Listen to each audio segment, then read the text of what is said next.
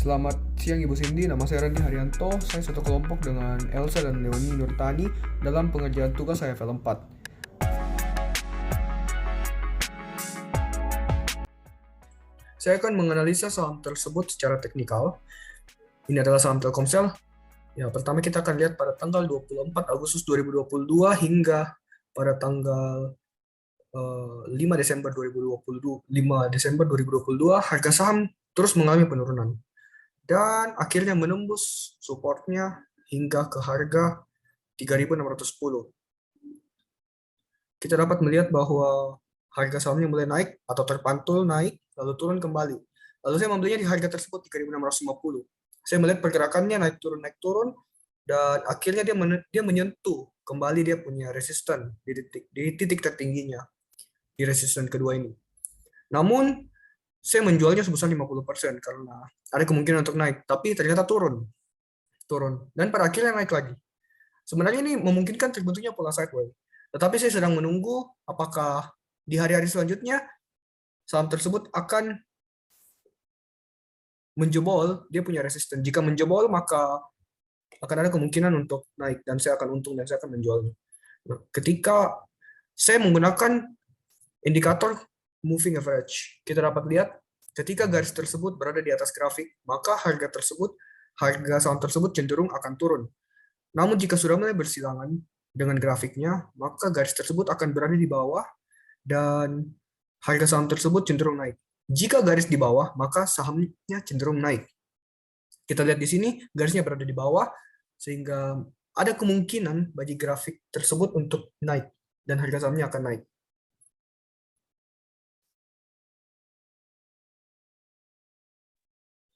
Ini adalah hasil analisa teknikal dari saham perusahaan Indofood. Kita dapat lihat pada tanggal 17 Oktober dari harga 6.050, saham perusahaan Indofood itu berhasil mencapai 7.000 dan berhasil melewati resisten awalnya.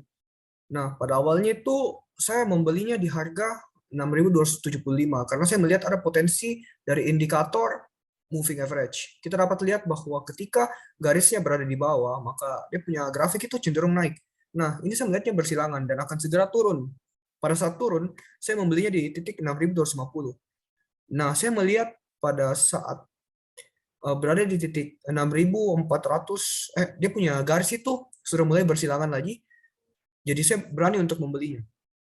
Pada saat saya membelinya, saya menjualnya kembali di 6.550 karena saya melihatnya itu sudah mendekati dia punya resisten. Saya menjualnya sebesar 50%.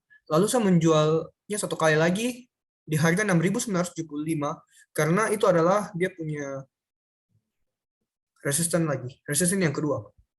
Karena dia berhasil menembus supportnya. Di sini kita dapat lihat bahwa grafiknya masih terpantul dari dia punya resisten menuju support dan terpantul kembali.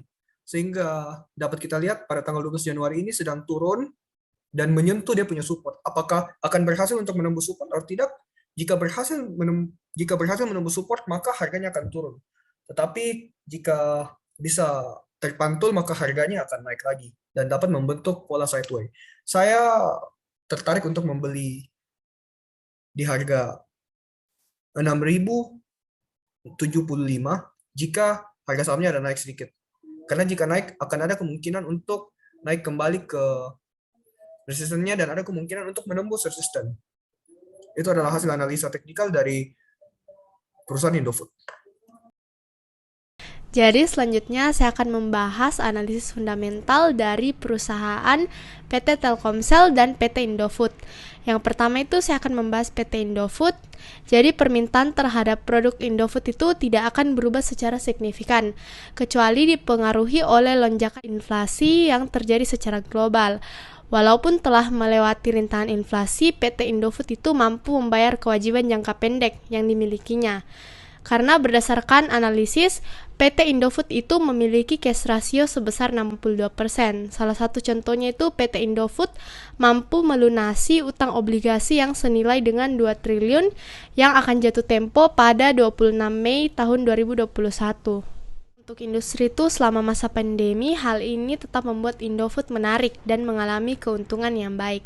Hal ini dipengaruhi oleh permintaan bahan baku pada tahun 2020 yang mengalami peningkatan. Hal ini tentunya akan membuat harga saham Indofood itu meningkat, sehingga akan menarik investor karena dividen yang dimiliki oleh PT Indofood itu tinggi. Pada tahun 2021 lalu itu, Indofood berhasil meraih laba bersih senilai 7,64 triliun.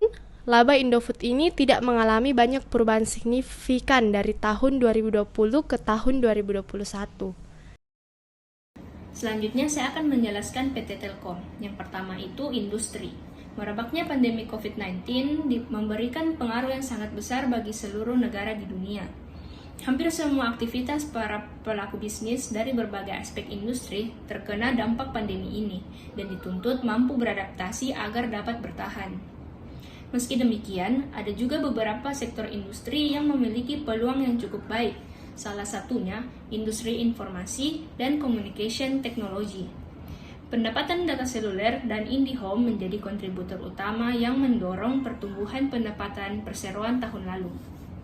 Pendapatan data seluler tercatat sebesar 64,50 triliun atau naik 8,39% dari tahun sebelumnya, sebesar 59,50 triliun. Sementara pendapatan IndiHome menyumbang sebesar 26,32 triliun atau naik sebesar 18,50% dari sebelumnya sebesar 22,21 triliun. Pendapatan laba bersih Telkomsel meningkat menjadi 50% pada tahun 2021, lebih unggul 5% dibanding tahun sebelumnya. Yang kedua, inflasi. Inflasi sangat mempengaruhi harga saham Telkom. Jika inflasi naik 1%, maka harga saham PT Telkom Tbk meningkat sebesar 2,79 triliun. Telkom memiliki masa depan yang baik karena lebih mengembangkan dan menciptakan ide-ide baru di dunia data. Hal ini didukung dengan perkembangan pendapat tiap tahunnya yang berasal dari penjualan data seluler dan IndiHome.